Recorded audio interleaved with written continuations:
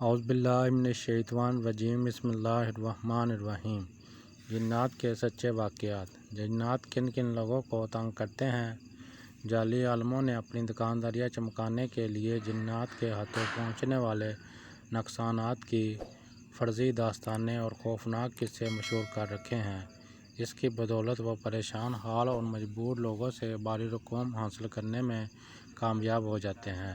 حقیقت یہ ہے کہ جنات بلا وجہ کسی کو تنگ نہیں کرتے۔ عملیات کے میدان میں سالہ سال کے ذاتی تجربات کی روشنی میں اس نتیجے پر پہنچا ہوں کہ صرف 4 ایسی وجوہات ہیں جن کی بنا پر جنات انسانوں کو پریشان یا نقصان پہنچانے کی کوشش کرتے ہیں۔ پہلی قسم ان لوگوں کی ہے جو عملیات اور وظائف کے ذریعے جنات کو تسکین کرنے کی کوشش کرتے ہیں۔ اکثر ناتجربہ کاری کی بنا پر جب وہ عمل الٹا ہو جاتا ہے یا عمل مکمل نہیں ہوتا تو جنات اس عالم پر حاوی ہو جاتے ہیں اور اس عالم کو مختلف طریقوں سے اذیت پہنچاتے ہیں۔ جنات کے سائے کے اثر کا شکار ہونے والوں کی دوسری قسم ان لوگوں کی ہے جن کے ہاتھ غیر شرعی طور پر غلطی سے جنات کو نقصان پہنچ جاتا ہے اور اس شخص کو اس کی خبر بھی نہیں ہوتی، لیکن جنات انتقامی کارروائی پر اتر آتے ہیں، مختلف طریقوں سے تنگ کرتے ہیں۔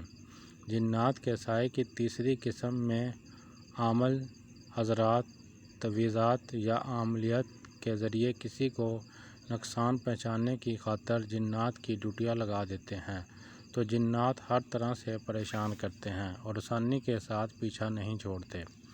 چوتھی اور آخری قسم کی نوعیت کچھ مختلف ہے۔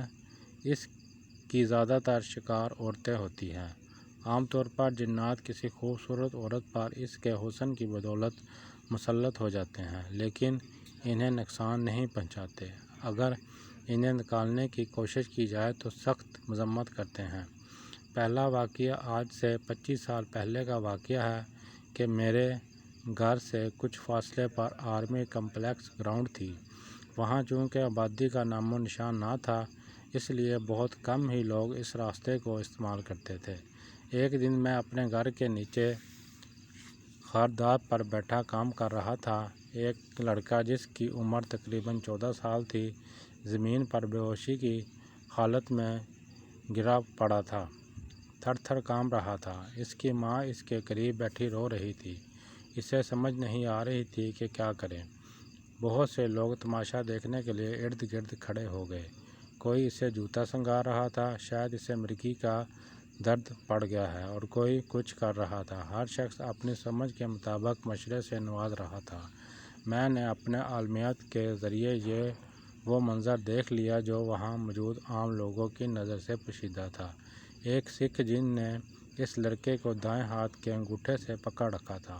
اسے اچانک تکلیف کے باعث لڑکا جو تڑپ رہا تھا۔ اسی دوران قریبی ہائی اسکول میں چھٹی ہو گئی اور تماشائیوں کی تعداد میں مزید اضافہ ہو گیا۔ میں نے تمام لوگوں کو سمجھایا کہ اس لڑکے سے 10-10 فٹ دور کر دیا۔ اس کے بعد میں اس سکھ جن سے مخاطب ہوا اور کہا، اس کم سن بچے کا کیا قصور ہے، اس کو چھوڑ دو۔ وہ کہنے لگا کہ میں جہاں درخت کے نیچے بیٹھا کھانا کھا رہا تھا اس لڑکے نے میرے کھانے میں پیشاب کر دیا، اس لیے میں اسے سزا دے رہا ہوں۔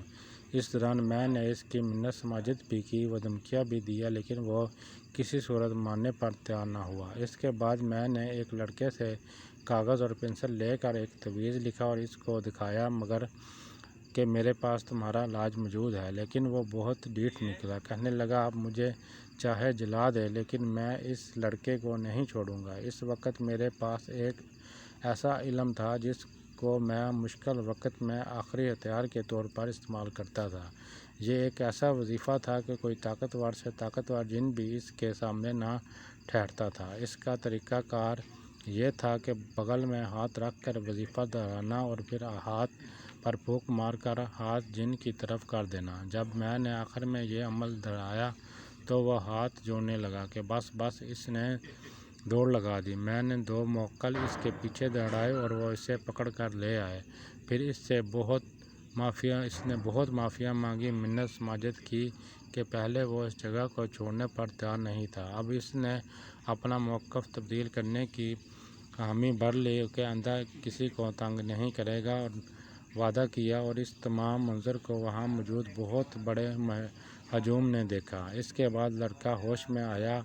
मैंने इसको एक तवीज़ लिख कर दिया और कहा कि इसे गले में लटका लेना, आइंदा कभी भी कोई जिन तुम्हारा करीब नहीं आएगा। अगर आपको वीडियो अच्छी लगी हो तो चैनल सब्सक्राइब करें।